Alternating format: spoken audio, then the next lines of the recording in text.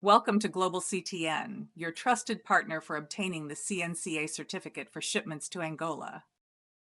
Here's how the process works to ensure smooth customs clearance and compliance. Start by submitting the required documents in PDF format. These include the bill of lading, commercial invoice, freight invoice, and import license. Once all documents are consistent and verified, we initiate the process. Typically, it takes about 1 week to complete.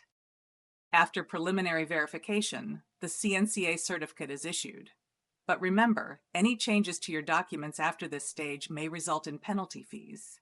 So ensure your details are accurate from the start. Why is the CNCA certificate important? Angola requires this document to streamline customs clearance, reduce delays, and avoid fines.